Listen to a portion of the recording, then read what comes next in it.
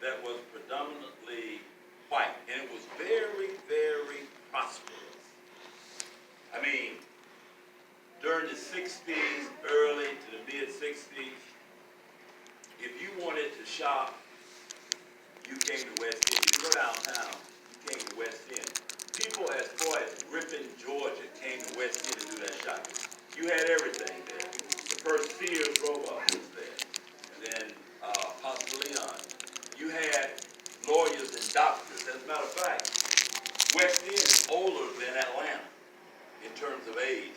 So during the 19th century, all of the wealthy people and people that was in the middle class resided in West End.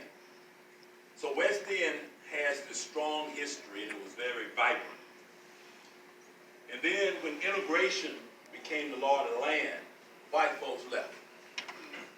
And they took their money with them. So the community fell upon a period of dilapidation. As a little boy growing up, I remember the old West End, how vibrant it was. And I was out there working on the north side of town, and I noticed how vibrant the communities around Cobb County, Gwinnett County, how vibrant they were in North Atlanta around Buckhead, how vibrant they were. And it dawned upon me, right there in the center of the community was a bank that provided capital to the people of the community. And I said, what's wrong with us? Why we can't imitate what they're doing? Why we can't have our own bank? So I had a good job at SunTrust. I was considered an executive, with my country club membership. Had a liberal expense account, travel. So I had it made. So I asked some of my colleagues, I said, look, have you thought about starting a bank? And I helped you with some of the administrative stuff and blah, blah, blah, blah, blah. It's a good opportunity, a good idea. And it came back to me, well, if it's so good, why don't you do it? I want to say, well, because I'm well secured, and I don't need that type of risk. And the more I thought about it, I said, maybe it's something that I should do, but it didn't dawn upon me to do it. Then one day, the president of SunTrust, he was president of SunTrust of Cobb County, because back in that day, SunTrust had what we call affiliates. They had a president of Cobb County, a president of Gwinnett County, a president of Rockdale County, a president of Douglas County, a president of Henry County, all these presidents. And they each had their own little bank. So I was working in Cobb County. And the president of Cobb County, I was in his office, he said, George, I'm leaving. I said, why? Because Atlanta is doing away with all these little presidents. And I've gotten to enjoy being president, calling my own shots. So I'm going to go to Northside Bank because they offer me the presidency over there. I said, that's interesting. So he left. I stayed. 2 weeks later, they sent out an application.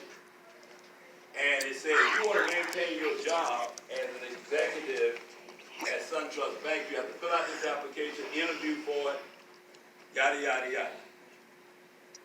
And then the light went off my head. I said, these white boys can go across the street and be president. And here it is, I got to apply for my position. What's wrong with that? Something wrong with that. And I said, I'm going to start my own bank. Because I do not subscribe to someone else dictating how far I can go up and under what conditions. So I pulled together an organizing group, and we said, that's a good idea, what you have, Ms. Andrews, so let's start this bank. I got my application out, filed it with the Georgia Department of Banking and Finance, interviewed with FDIC, and they came back and said, okay, you need $6 million to start this bank. Now you guys are in business. Now, you know how much you need to start your business. I guarantee your business in here needs $6 million. But it was not a deterrent. It was not a deterrent. I said, okay, black folks drink a lot of Coca-Colas. We'll go to Coca-Cola and say, you need to invest in this black bank because we're going to serve your customers.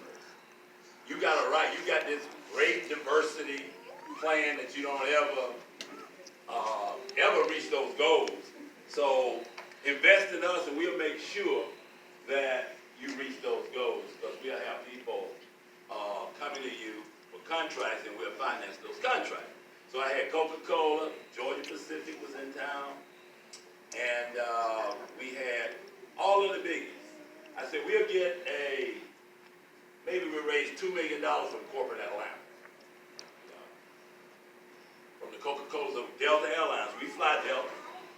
You know, they should invest. At that time, Eastern was around. Fly Eastern and so forth and so on. Well, Eastern wasn't around, but I think it was Altrain.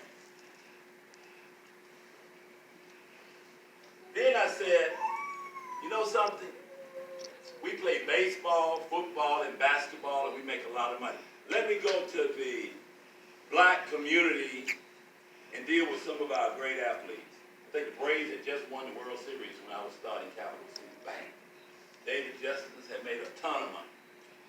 Kevin Willis was with the Hawks. He had made a ton of money. So I said, all right, I get $2 million and Holyfield had just won the World Heavyweight Championship. So I get $2 million from corporate Atlanta. I'll get another $2 million from the athletic community. So that's $4 million. So I need $2 million more. I'll get the other $1 million from my board of directors, and then we'll nickel and dime with the people in the community. You buy $500 worth of stock, $1,000 worth of stock, blah, blah, blah, blah. And that'll give us our next $1 million. So that's our $6 million. That was my plan. Good, solid plan. Fell flat on my face. Flat on my face. So here it is. I left my job, had a sure enough great business plan. And I was out there. I give my wife credit, she never did lose faith in what I was trying to do. So I was out there, and I said, Lord, I know you put this in my soul to start this thing. Because if you guys were in Atlanta back in early 92, there was an article that came out called The Color of Money, where it highlighted discrimination in the community in terms of redlining. And Lomax, who was the chairman of Fulton County Board of Commission, was highlighted in that feature story. So I said, so I know you want us to do something about the situation we're in, and I know we're the only somebody who can help ourselves.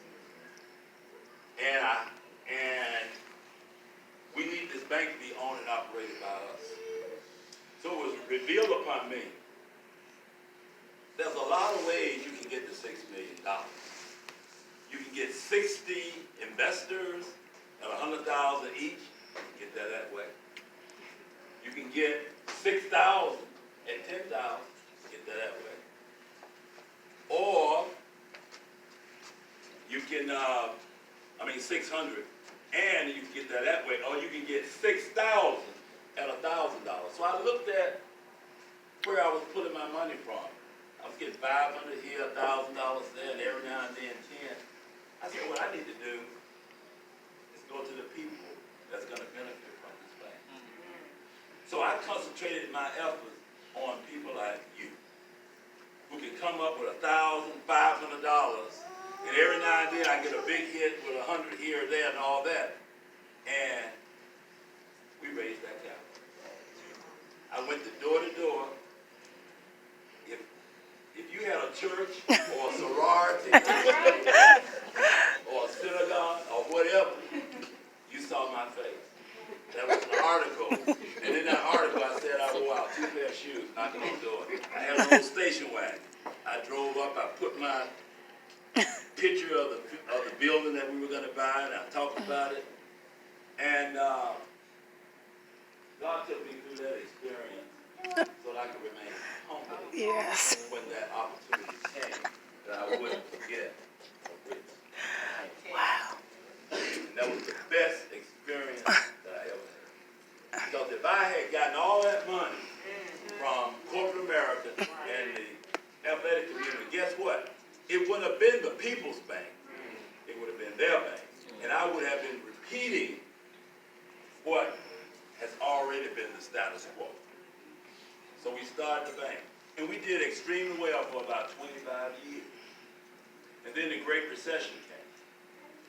Who put us in the Great Recession? It was the big banks. And why did they put us in the recession? Because they were doing crazy things with real estate. They were making no-doc loans. They were making stated income loans. I mean, you could state your income is $1 million and you will qualify for a $2 million house. As crazy as that sounds, folks, that was going on out there. And they knew it was going on out there. So they would take this worthless paper and they would securitize it. They would bundle it. First of all, they would bundle it. Then they would securitize it through Fannie Mae, Freddie Mac, Ginnie Mae, all that stuff. And they made money on the loans, securitizing the loans. And to add insult to injury, they said, now you know that's a lot of risk when you buy these loans. So let us sell you what we call a hedge. It's a derivative. And they made money on the derivative.